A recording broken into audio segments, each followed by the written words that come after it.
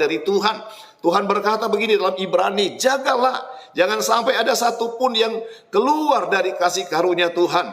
Dari penggembalaan Tuhan, kita bagaikan domba, dan Dia adalah gembala. Ketika kita keluar dari kandang penggembalaan Tuhan, di luar penggembalaan Tuhan, ada banyak serigala yang buas, yang bisa menerkam kita dan kita binasa. Di luar Tuhan, Yohanes pasal 15 berkata, di luar Tuhan kita tidak bisa berbuat apa-apa.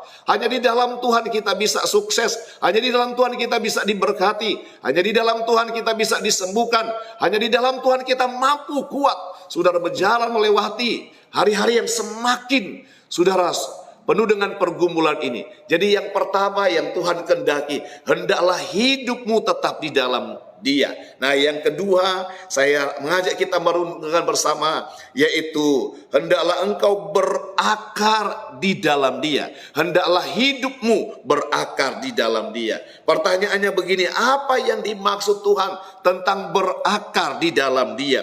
Saya bacakan satu ayat berkata begini dalam Efesus pasal 3 ayat 17.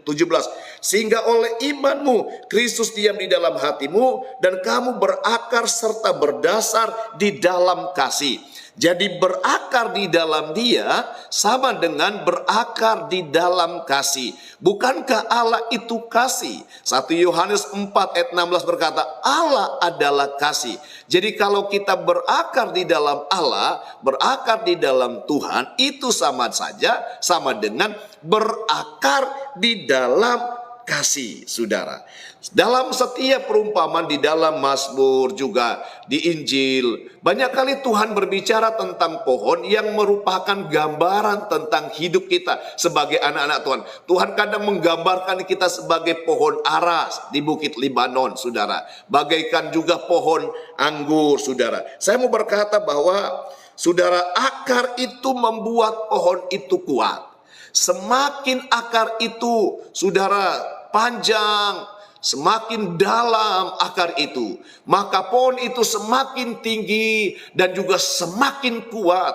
Saudara, sehebat apapun angin badai datang, kalau akar pohon itu kuat, saudara, pohon itu juga teguh kuat, tidak akan goyah, tidak akan roboh, saudara. Demikian juga hidup kita.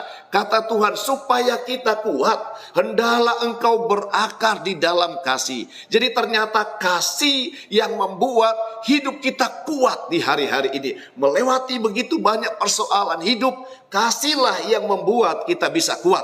Sebab itu kata Tuhan begini, hendaklah hidupmu tetap di dalam Dia. Kata hendak itu adalah perintah, Bapak Ibu. Dan perintah Tuhan bukan untuk keuntungan Tuhan, tapi untuk keuntungan kita, untuk kebaikan kita. Contohnya berakar di dalam kasih, itu kehendak Tuhan.